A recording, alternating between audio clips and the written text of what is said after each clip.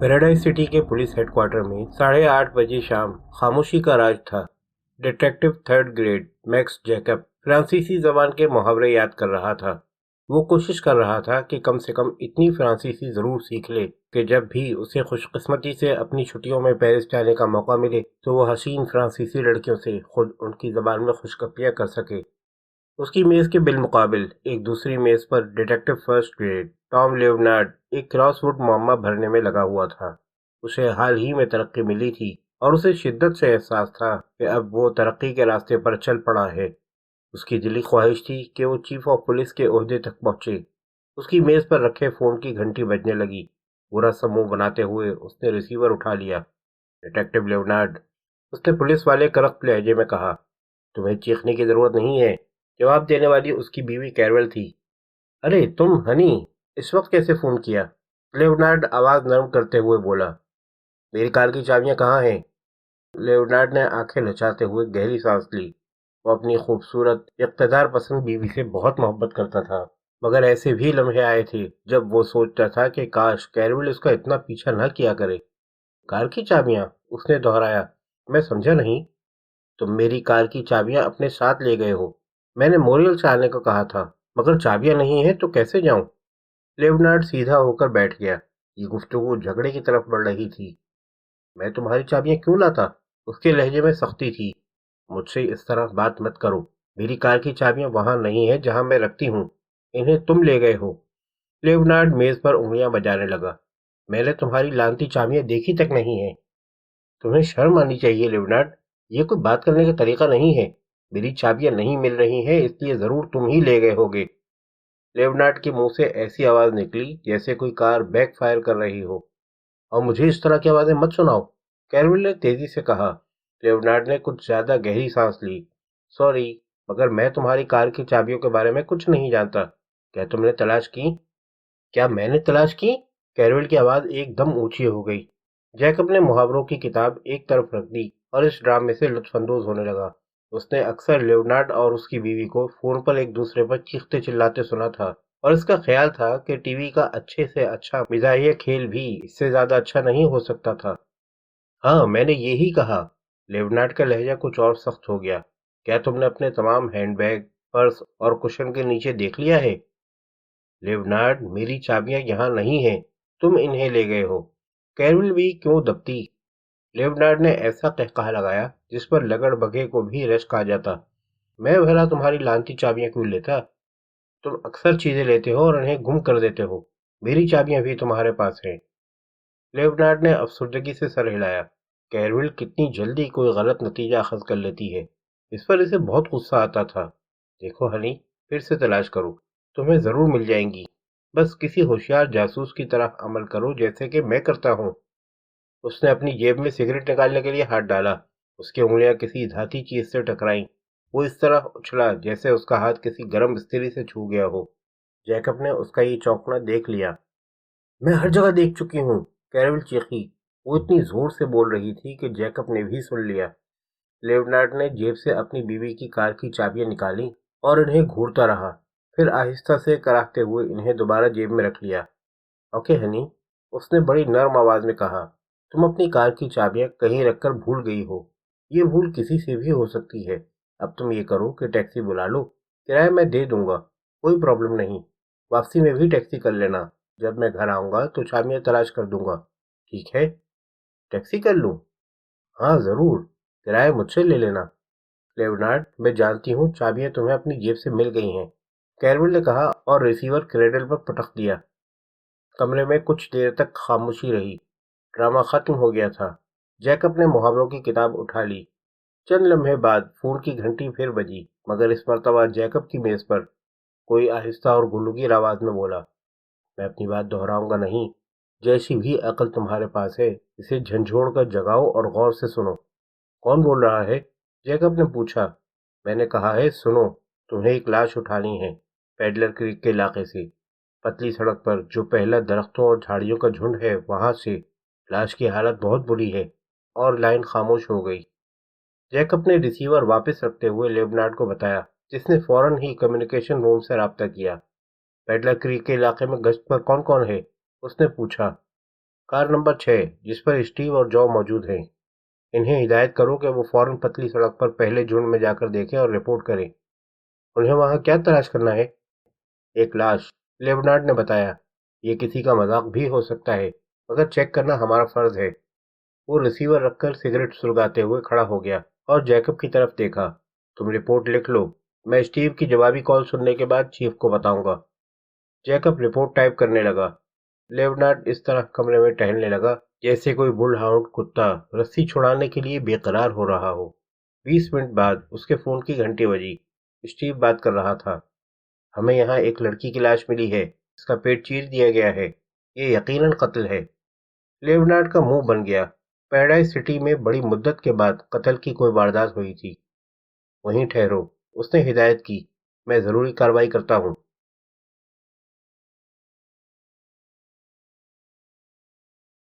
9:15 بجے تک 4 پولیس کاریں پیڈلر کریک پر پہنچ گئیں۔ Chief of police Terrell, sergeant Jonathan, homicide کا سارجنٹ فریڈ بیس، لیونارڈ اور 3 مزید ڈیٹیکٹیو سب سے پہلے پہنچے۔ اس کے بعد doctor Lewis, police medical officer اور 2 کارکنوں کے ساتھ ایمبولینس بھی آ گئی۔ ایک پولیس فوٹوگرافر نے بڑی مشکل سے فوٹو اتارے اور ایک طرف جا کر الٹی کر دی۔ ضروری کارروائی کے بعد لاش مردہ خانے بھیج دی گئی۔ پیرل ڈاکٹر لوئس سے مخاطب ہوا۔ تم کیا کہتے ہو ڈاکٹر؟ پہلے اس کے سر پر ضرب ماری گئی، پھر کپڑے اتار کر پیٹ چیر دیا گیا۔ اسے مرے 2 گھنٹے سے زیادہ نہیں ہوئے۔ مزید رپورٹ پوسٹ مارٹم کے بعد دے سکوں گا، ڈاکٹر نے جواب دیا۔ ٹھیک ہے، پوسٹ مارٹم جلدی کر لینا، ٹیرل نے کہا اور ہیس کی طرف بڑھ گیا۔ اچھا ہیس، اسے تم سنبھالو، میں ہیڈ کوارٹر واپس جا رہا ہوں، معلوم کر لو یہ کون ہے۔ ٹیرل اپنی کار کی طرف چلا۔ ہیس لیونارڈ کی طرف گھوما۔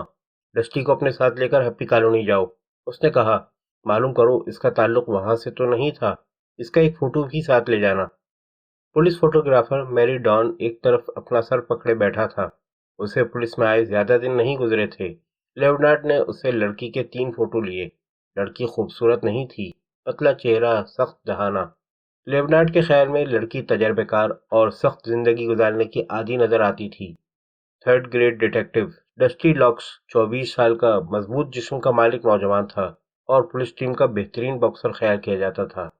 وہ لیونارڈ کے پاس آیا، دونوں کار میں بیٹھ گئے۔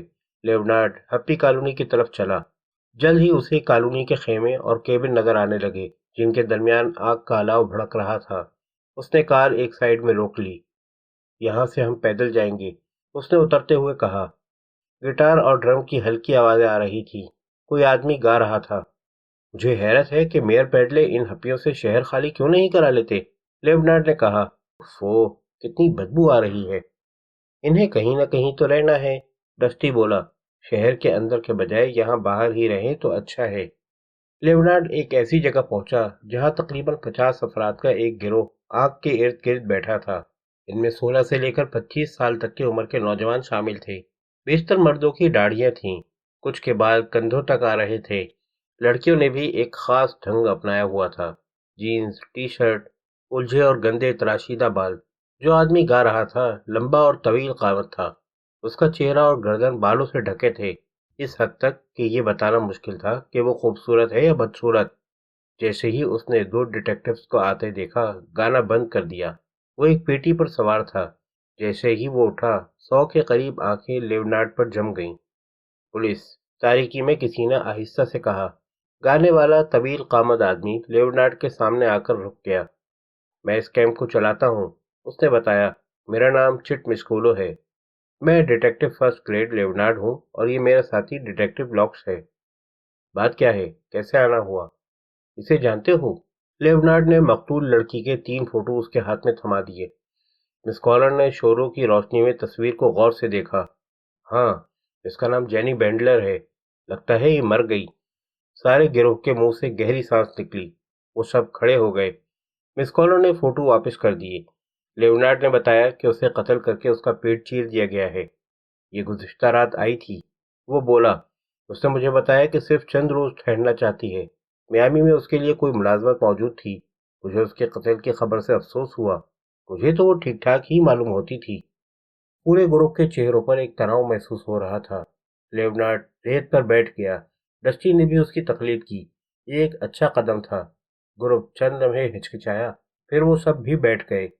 टीमा भरी आंख तलने की बू हपियों के जिस्म की बदबू से मिलकर लेवनार्ड और डस्टी दोनों को परेशान कर रही थी। कुछ खाओगे? मिस कोलो ने पूछा।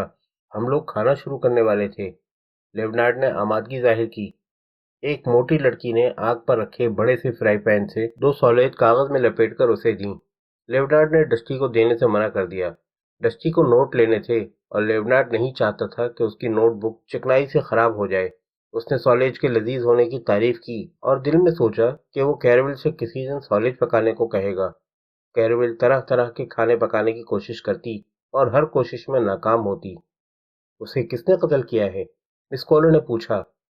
हम भी यही जानना चाहते हैं, लेवनार्ड ने जवाब दिया। तो वो कल रात यहाँ आई और कहा कि मियामी में कोई मुलाजमत उसकी मुंतजर है। हाँ, वो तो यही कह रही थी। उसने बताया कि किस किस्म की मुलाजमत? कम से कम मुझे तो नहीं बताया। मिस कॉलर ने ग्रुप की तरफ देखा। तुम लोगों में से किसी से कुछ कहा था? हम दोनों एक ही केबिन में सोए थे, मोटी लड़की ने बताया। कह रही थी कि याज क्लब मियामी में काम करने जा रही है, मगर मुझे उसकी बात का यकीन नहीं आया। मुझे वो कोई हर्राफा मालूम हो रही थी, मर्दों को फांसने वाली। लेवनार्ड को ये राय हकीकत के करीब महसूस हुई थी। तुम्हारा नाम क्या है? उसने पूछा। Katie white. कैटी मुस्तकिल यहाँ रहती है, मिस कोलो ने बताया। खाना पकाना उसके जिम्मे है। क्या उसके साथ कुछ सामान था? लेवनार्ड ने पूछा। हाँ, एक बड़ा थैला था, वो केबिन में रखा है। मुझे उसकी जरूरत है, लेवनार्ड ने कहा और कदर तवक्कुफ के बाद पूछा। गुज़िश्ता रात को क्या हुआ था? उसने कहा कि वो टहलने जा रही है। कैटी ने जवाब दिया। मैं इसे पसंद नहीं करती थी। वो अकेली टहलने चली गई। तुम इसे पसंद क्यों नहीं करती थी? मुझे वो बहुत सख्त और बदमिजाज लगती थी। मैंने बात की तो उसने जवाब ही नहीं दिया। वो किस वक्त टहलने गई थी? 7 बजे के करीब। तुम में से किसी और ने उसे देखा? लेवनार्ड ने पूछा और सब ने मिलकर कोर्स के अंदाज में जवाब दिया कि नहीं। तो वो टहलने गई और किसी मुसीबत में फंस गई। लेवनार्ड ने सबकी तरफ देखा। तुम सबको मेरा मशवरा यही है कि अकेले टहलने मत जाना। आसपास कोई दीवाना कातिल आजाद घूम रहा है। लेवनार्ड कुछ देर खामोश रहा, फिर पूछा। कोई और नया आदमी तो यहाँ नहीं आया, खास तौर से पिछले 4 घंटों के अंदर? 2 घंटे हुए एक आदमी आया है, मिस कॉलर ने जवाब दिया। अपने आप को लोबोनी कहता है। इस वक्त वो कहाँ है? सो रहा है। उसका कहना है कि वो जैक्सन विली से यहाँ तक लिफ्ट लेता हुआ आया है। मैं उससे मिलना चाहता हूँ, लेवनार्ड ने सॉलेज खत्म करते हुए कहा। आओ, मैं तुम्हें उसके पास ले चलता हूँ। मिस कोलो खड़ा हो गया। वो उस जानिब चले जहाँ लकड़ी के 10 छोटे छोटे केबिन बने थे। मिस कोलो अचानक रुक गया। मैं यहाँ कोई झगड़ा नहीं चाहता मिस्टर लेवनार्ड, वो बोला। मैं 2 साल से ये कैंप चला रहा हूँ, कभी कोई हंगामा नहीं हुआ। मेयर हेडले ने हमें यहाँ रहने की इजाज़त दे दी है। दुरुस्त है, मगर किसी गलतफहमी में मत रहना। मुसीबत तो तुम्हारे दरमियान आ चुकी है, लेवनार्ड ने जवाब दिया। मिस कोलो ने कतार के आखिरी केबिन की तरफ इशारा किया। वो इस केबिन में होगा। उसने कहा, क्या तुम चाहते हो कि मैं यहाँ ठहरूं? केबिन में जाकर उसे जगा दो, लेवनार्ड ने कहा। उसे बताओ कि हम उससे बात करना चाहते हैं। जब वो जाग जाएगा तो हम आ जाएंगे। तुम पुलिस वाले कोई खतरा मोल लेना नहीं चाहते। मिस कोलो मुस्कुराया। मगर तुम उससे बात करना चाहते हो, मैं नहीं, और मैंने अभी खाना भी नहीं खाया है। ये कहकर वो घूमा और वापस लौट गया। लियोनार्ड ने मुस्कुराते हुए डस्टी की तरफ देखा। कोशिश करने में तो कोई हर्ज नहीं था, वो बोला। हाँ, मगर वो अहमक नहीं है। लियोनार्ड ने अपना आशारिया 38 का रिवॉल्वर निकाला, एक गहरी सांस ली और आगे बढ़कर केबिन का दरवाजा एक धक्के से खोल दिया। हासिल की हुई तरबियत के मुताबिक डस्टी एक घुटने पर गिर गया और अपने रिवॉल्वर से लियोनार्ड को कवर कर लिया। लियोनार्ड ने केबिन की तारीकी में झांका। अंदर से बदबू का एक झोंका आया और साथ ही एक शोला चमका। लियोनार्ड जल्दी से एक तरफ हट गया। एक दाढ़ी वाला नौजवान कमर तक नंगा बिस्तर पर बैठा था। पुलिस, हरकत मत करना, लियोनार्ड ने कड़क कर कहा। तुम मुझसे क्या चाहते हो? नौजवान ने पूछा। लियोनार्ड आगे बढ़ा। डस्टी उसके पीछे था। इत्मीनान करने के बाद कि वो मुसल्लह नहीं है, लियोनार्ड ने रिवॉल्वर की नाल नीचे कर ली। तुम्हारा नाम क्या है? लोबोनी। क्या तुम पुलिस वाले किसी को सोने भी नहीं दोगे? लेवनार्ड केविन की वाहिद कुर्सी पर बैठ गया। रिवॉल्वर उसने हॉलिस्टर में रख दिया। तुम अभी आए हो, ठीक है? तफसील के साथ सुनना है तो मैं 9:05 पर यहाँ पहुंचा हूँ। किस तरह आए? खुदा के लिए, اپنے لانتی پیروں پر؟ میرا مطلب ہے کس راستے سے؟ ساحل کی طرف سے۔ سڑک تک مجھے لفٹ مل گئی تھی، وہاں سے پیدل آیا ہوں۔ یہ ایک قتل کی تحقیقات ہے، لیونارڈ نے سنجیدگی سے کہا۔ کیا تم نے راستے میں کسی کو دیکھا؟ کوئی آواز سنی؟ سڑک کے پاس پہلے جھنڈ میں ایک لڑکی کی لاش ملی ہے، تم اس طرف سے تو نہیں آئے تھے؟ بونی چونک گیا۔ میں اس طرف سے نہیں آیا اور مجھے کسی قتل کے بارے میں کچھ معلوم نہیں۔ لڑکی کو تقریباً اسی وقت قتل کیا گیا تھا جب تم اس سڑک سے آ رہے تھے۔ تم نے کسی کو دیکھا یا کوئی آواز سنی؟ بونی اپنا سر کھجانے لگا۔ اس نے نظریں بھی چرانے کی کوشش کی۔ میں نے نہ کسی کو دیکھا نہ کوئی آواز سنی، اس نے جواب دیا۔ لیونارڈ نے اندازہ لگایا کہ وہ جھوٹ بول رہا ہے۔ دوبارہ غور کرو، اس نے کہا۔ کیا تم نے اس سڑک پر کسی کو دیکھا تھا؟ مجھے دوبارہ سوچنے کی ضرورت نہیں ہے، میرا جواب اب بھی نفی میں ہے۔ لڑکی کا پیٹ چیر دیا گیا ہے، لیونارڈ نے کہا۔ اس کا مطلب ہے کہ قاتل کے کپڑوں پر یقیناً خون کے دھبے ہوں گے۔ میں تمہارے کپڑے دیکھنا چاہتا ہوں۔ تم ایسا نہیں کر سکتے، میں اپنا قانونی حق جانتا ہوں۔ پہلے سرچ وارنٹ لے کر آؤ۔ کیبن کی تلاشی لو، لیونارڈ نے ڈسٹی کو حکم دیا۔ ڈسٹی الماری کی طرف بڑھا تو بونی بستر سے کود کر کھڑا ہو گیا، مگر لیونارڈ کے ہاتھ میں ریوالور دیکھ کر کھڑا رہ گیا۔ عقل سے کام لو بونی، لیونارڈ بولا۔ میں تمہیں سمجھ لوں گا۔ بونی دوبارہ بستر پر بیٹھ گیا۔ ڈسٹی کو الماری میں بونی کے کپڑے دیکھنے میں چند منٹ سے زیادہ نہیں لگے۔ اس نے لیونارڈ کی طرف دیکھ کر کندھے اچکائے۔ یہاں کچھ نہیں ہے۔ میں تمہارے خلاف شکایت کروں گا۔ لیونارڈ کے ہونٹوں پر طنزیہ مسکراہٹ ابھری۔ تمہیں منشیات رکھنے اور بیچنے کے الزام میں گرفتار کر لیا جائے تو کیسا رہے؟ اس نے کہا اور جیب سے ایک چھوٹا سا پیکٹ نکال کر دکھایا۔ میں کہہ سکتا ہوں کہ مجھے یہ ہیروئن تمہارے سامان سے ملی ہے۔ آئیڈیا پسند آیا؟ بونی نے حیرت سے پیکٹ کی طرف دیکھا اور خاموشی سے کندھے اچکا دیے۔ اوکے، ختم کرو، وہ بولا۔ میں بھول گیا تھا کہ پولیس سے کوئی نہیں جیت سکتا۔ سچ کہا۔ اب کچھ اپنے بارے میں بتاؤ، کیا کرتے ہو، کہاں سے آئے ہو اور یہاں سے کب جا رہے ہو؟ بونی نے کہنا شروع کیا اور ڈسٹی اپنی نوٹ بک میں تیزی سے لکھنے لگا۔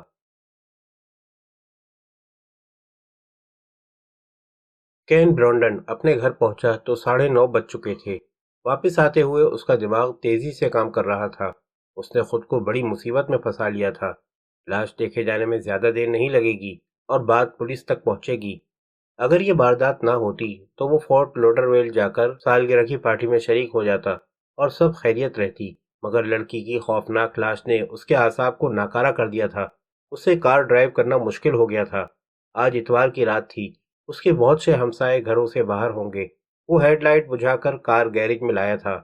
یہ ضروری تھا کہ کوئی اسے آتے نہ دیکھ سکے اور وہ بیٹی اور پولیس سے کہہ سکے کہ وہ تو بہت پہلے گھر آ گیا تھا، واردات کے وقت اس جھنڈ میں موجود نہیں ہو سکتا تھا۔